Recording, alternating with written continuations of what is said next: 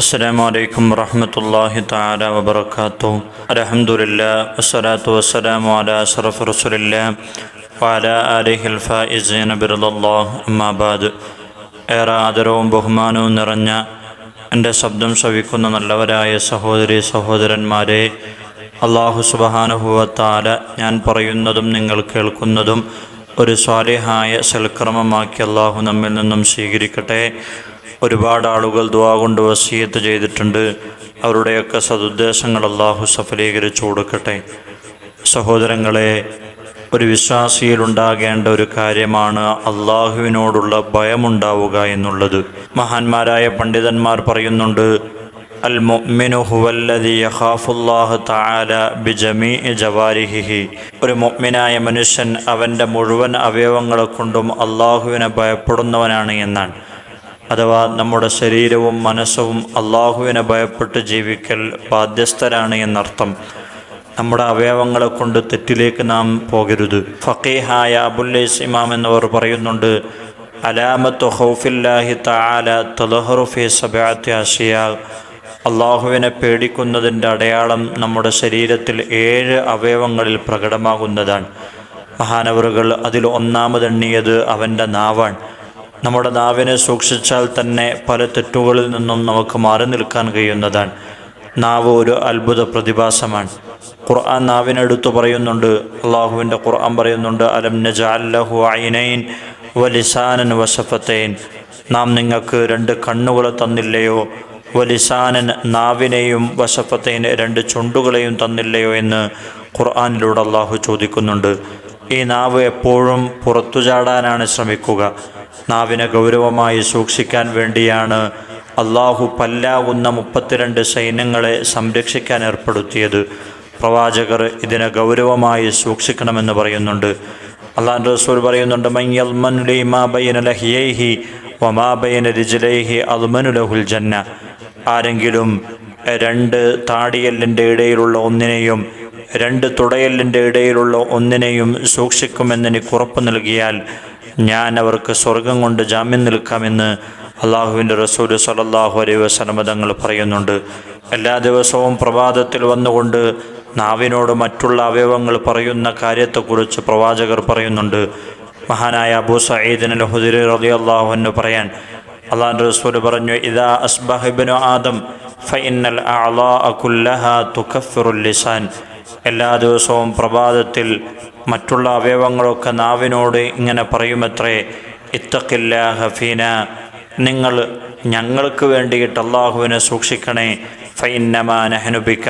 തീർച്ചയായും നമ്മളൊക്കെ നീ എങ്ങനെയാണോ ആ രൂപത്തിലായിരിക്കും നമ്മളുണ്ടാവുക. ഫഇനിസ്തഖംത ഇസ്തഖംന. നീ നേരെയായാൽ നമ്മളും നേരെയാകും. വഇൻ ഇഅവജജ്ത ഇഅവജജ്ന. നീ മോശമായാൽ നമ്മളും മോശമാകുമെന്ന് എല്ലാ ദിവസവും നാവിനോട് മറ്റുള്ള അവയവങ്ങൾ പറയുമെന്ന് പ്രവാചകർ സ്വല്ലല്ലാഹു അലൈഹി വസല്ലം തങ്ങൾ പറയാൻ.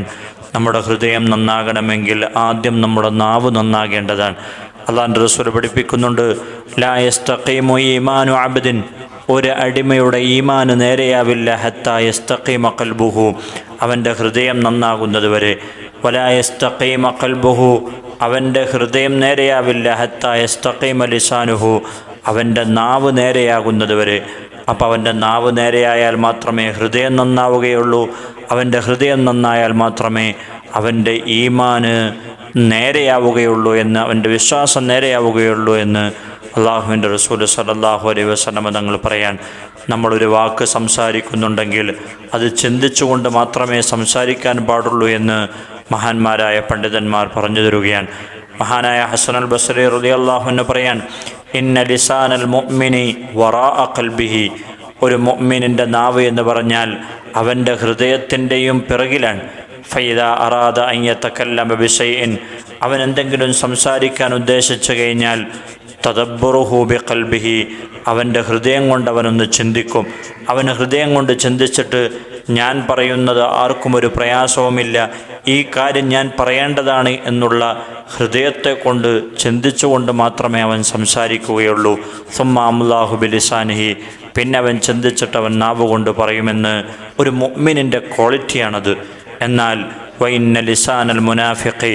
ഒരു മുനാഫിഖിൻ്റെ നാവ് എന്ന് പറഞ്ഞാൽ അമാമ ഖൽബിഹി, അവൻ്റെ ഹൃദയത്തിൻ്റെയും മുമ്പിലാണ്. ഫൈദാഹും ബിശൈഇൻ അംലാഹു ബിലിസാനിഹി, അവനെന്തെങ്കിലും സംസാരിക്കാൻ ഉദ്ദേശിച്ചു കഴിഞ്ഞാൽ പെട്ടെന്ന് തന്നെ അവൻ സംസാരിക്കും. വലം യതദബ്ബറുഹു ബിഖൽബിഹി, അവൻ്റെ ഹൃദയം കൊണ്ടൊന്നും ചിന്തിക്കില്ല. പിന്നെയാണ് എന്ത് ചെയ്യുക, അള്ളാഹ് ഞാൻ പറഞ്ഞത് മോശമായല്ലോ എന്ന് ചിന്തിക്കുക എന്ന് മഹാനായ ഹസൻ ബസ്രി റളിയല്ലാഹു അൻഹു പറയാൻ. മറ്റുള്ള ആളുകളോട് 8ഓളം കാര്യങ്ങൾ പറയാൻ പാടില്ല എന്ന് പണ്ഡിതന്മാർ പഠിപ്പിക്കുന്നുണ്ട്. ഫയംനഉഹു മിനൽ കദിബി വൽ ഗീബത്തി വൻ നമീമത്തി വൽ ബുഹ്താനി വകലാമിൽ ഫുളൂൽ. മഹാന്മാരായ പണ്ഡിതന്മാർ പറയാൻ, ചീത്ത പറയുക, കളവ് പറയുക, മറ്റുള്ള ആളുകളെ താറടിച്ച് കാണിക്കുക, പൊങ്ങച്ച വർത്തമാനം പറയുക, പരിഹസിക്കുക, കുത്തുവാക്ക് പറയുക, ഇരട്ടപ്പേര് വിളിച്ച് കളിയാക്കുക, അതേപോലെ ഗീബത്തും നമീമത്തുമൊക്കെ പറയൽ മറ്റുള്ളവരോട് ചെയ്യാൻ പാടില്ല എന്ന് മഹാന്മാരായ പണ്ഡിതന്മാർ പറഞ്ഞു തരുകയാണ്. മഹാനായ ഇബ്നു അബ്ബാസ് റളിയല്ലാഹു അൻഹു പറയുന്നുണ്ട്, മഹാനായ പ്രവാചകർ പറയാൻ, 4 കാര്യങ്ങൾ ആർക്കെങ്കിലും ലഭിച്ചു കഴിഞ്ഞാൽ അവനിക്ക് ദുനിയാവും ആഖിറവും ലഭിച്ചു എന്നാണ്. അതിലൊന്നാമത് പറഞ്ഞത് ഖൽബുൻ ശാക്കിറുൻ, നന്ദി കാണിക്കുന്ന ഹൃദയമാണ്. രണ്ടാമത് ലിസാനുൻ ദാക്കിറുൻ, അള്ളാഹുവിനെ സ്മരിക്കുന്ന നാവാണ്. 3 വബദനുൻ അലൽ ബലാഇ സ്വാബിറുൻ, പരീക്ഷണങ്ങളിൽ ക്ഷമ അവലംബിക്കുന്ന ശരീരമാണ്. 4മത്തത് വസൗജത്തുൻ ലാ തബ്ഗീഹി ഖൗനം ഫീ നഫ്സിഹി വലാ മാലിഹി, തൻ്റെ ശരീരത്തിലും ഭർത്താവിൻ്റെ സമ്പത്തിലും വഞ്ചന ഇഷ്ടപ്പെടാത്ത ഭാര്യയാണ്.